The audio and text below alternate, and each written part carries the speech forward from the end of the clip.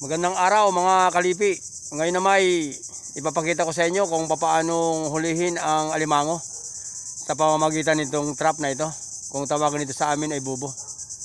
Ngayon po ay inaayos na po ni Kuya Tonyo yung pain upang maya-maya lang sasamahan ko siya sa kanyang paglalatag nito doon sa ilalim ng bakawanan. Patungo na kami sa bakawanan. Natapos ng painan ni Kuya Tonyo yung kanyang trap. So ngayon po mga kalipi, tutunguhin namin yung kailaliman ng bakawan. Mayroon kaming dalang 36 na trap. Titingnan natin kung gaano karaming alimango ang makukuha ni Kuya Tonyo bukas ng umaga. Ito yung lawak ng bakawanan dito sa amin.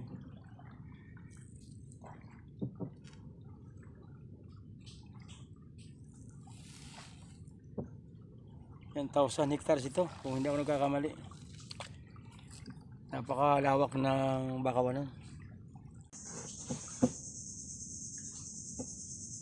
Dito na kami sa ilalim ng bakawan. Dito namin iuumang itong mga bubo ni Kuya Tonyo.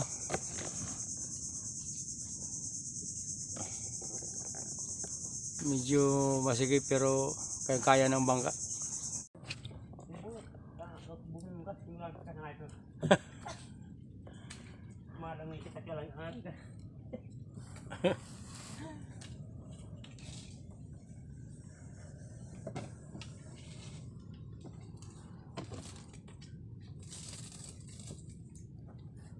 So mga kalipi, dyan sa ilalim niya nilalagay ng bakawanan. Kasi dyan nakatira yung mga malaking alimango. Dito lang kasi ako sa bangka kasi yung lugar kasing yan, napakarami ang mga pukyutan. Mahirap na baka tayo madali. Pero mamaya lulusong din tayo pag mababaw ng tubig.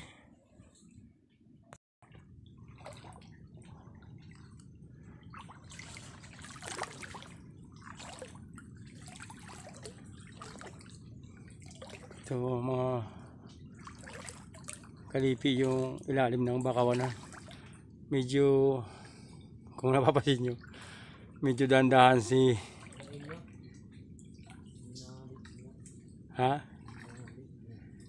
kasi dito kasi sa lugar na ito napakarami ng pukyutan.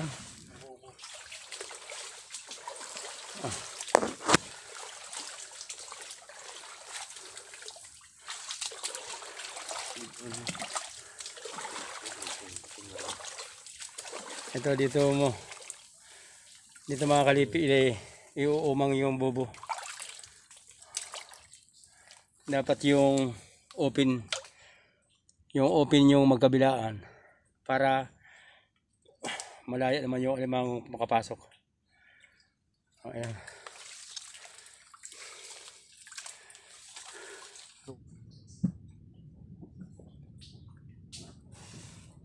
Ayan, may bangka rito mga kalipi.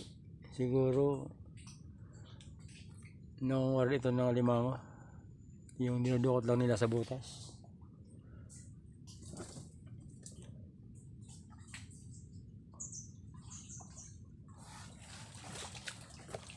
So, higit kalahati na kami ngayon.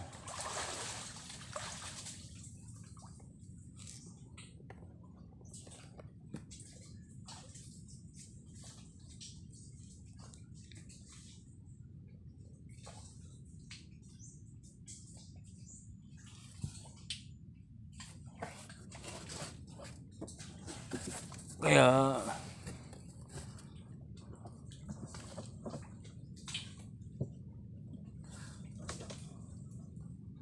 ayan.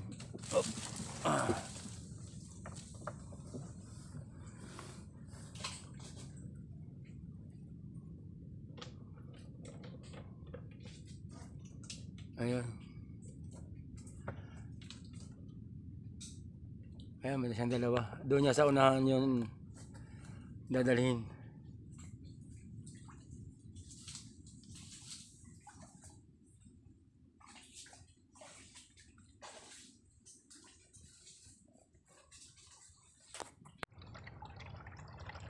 Natapos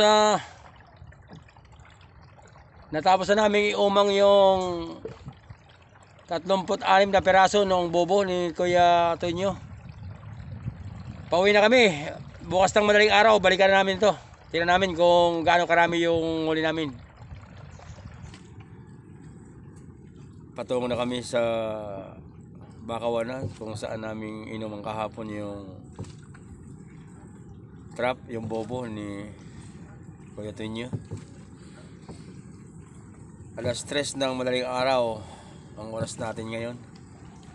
So darating siguro kami doon mga alas 4.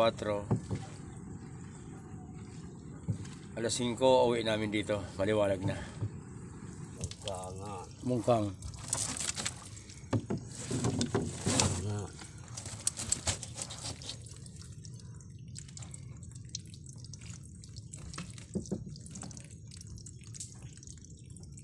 Nakakatatlo pa lang kami mga kalipi.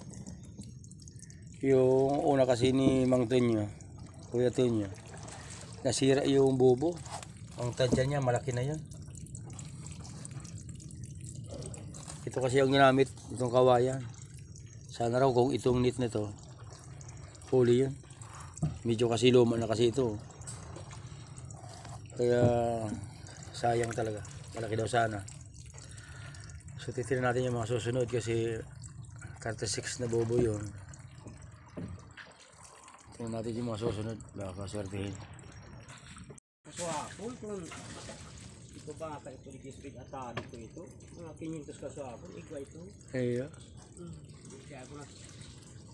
Ito sa tansarok ko. Kaya ako sa hapon kamay. Sira man ako sa bunungan. Swapo.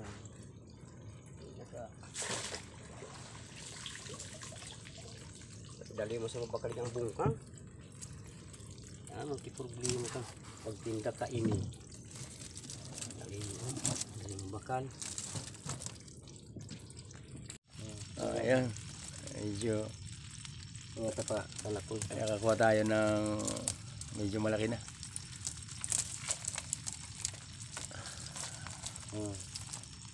Ayan. Sige na.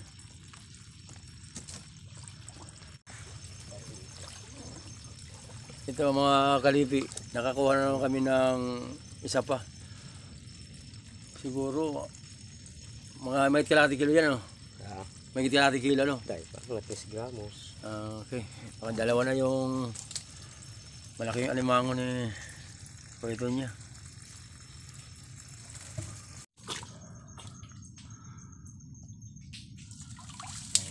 Walang laban? Yung ano lang? Yung bungkang. Okay.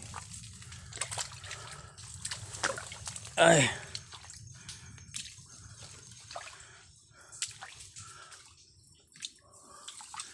Yun dalan? Pauwi na kami, mga kalipi. Naubos na namin bisitahin yung bobo na inumang namin kahapon. Ito, dala-dala namin ngayon. May mga lamang alimango yan. Marami-rami yung nakuha namin. Siguro maya-maya lang lalagyan namin yan sa isang lalagyan. Napakahirap talaga ng sitwasyon ng trabaho ni Kuya Tonyo. Kung makikita nyo ko kanina, talagang napaka-terrible ng sitwasyon ng ganitong ori ng pamumuhay, ng hanap buhay. Kaya siguro yung mga anak ng mga isang tulad ni Kuya Tonyo na nag-aaral sa kasalukuyan, siguro sinupi nila yung kanilang pera na ibinibigay ng kanilang mga magulang dahil napaka hirap talaga ng kalagayan ng isang tulad ni Mang Tonyo, ganitong ori ng kanyang hanap buhay. Napakadelikado pa kasi anytime pwede kang masugatan kasi yung bakawanan, maraming nakakapit na talaba sa mga ugat. So pag hindi mo kabisado yung lugar, maaari kang madisgrasya. Kaya nga kanina, bihira akong bababa kasi yun ang natatakot ni Mang Tonyo. Baka na madali ako doon sa mga talabang nakakapit. So ito, malapit na kami sa daungan. Mamaya siguro, mapakita ko rin sa inyo kung gaano karami yung nahuli namin. Ito na mga kalipi. Nandito na kami sa daungan. Medyo nagbubukang liwayway na. Maliwanag na ang silangan. So ngayon lang kami nakauwi.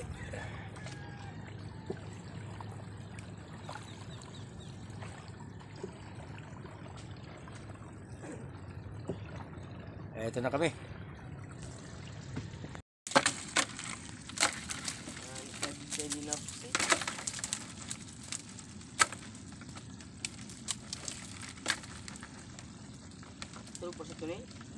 Tinatanggal na mga kalipi sa bubo yung alimango.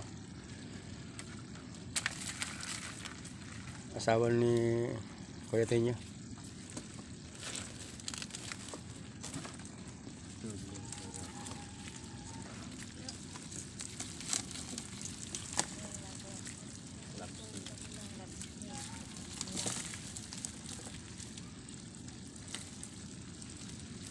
Dalawang timba rin yung nakuha naming alimango na maliit.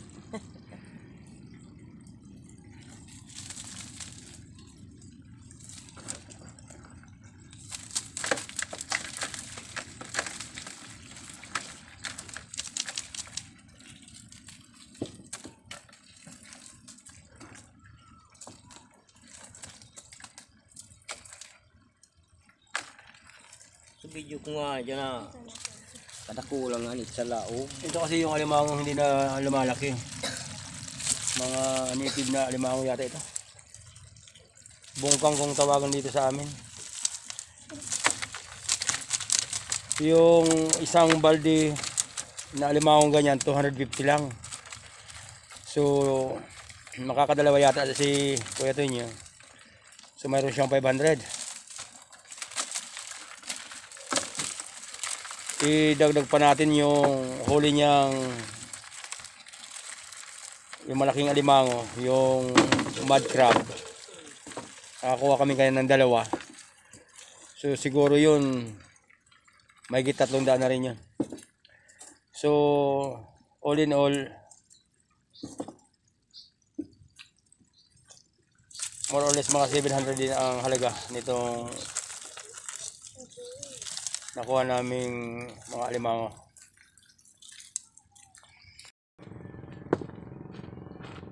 Mga kalipi, hanggang dito lamang po ang ating munting video. Kung nagustuhan nyo po ang aking video, paki-like na lang at paki-subscribe.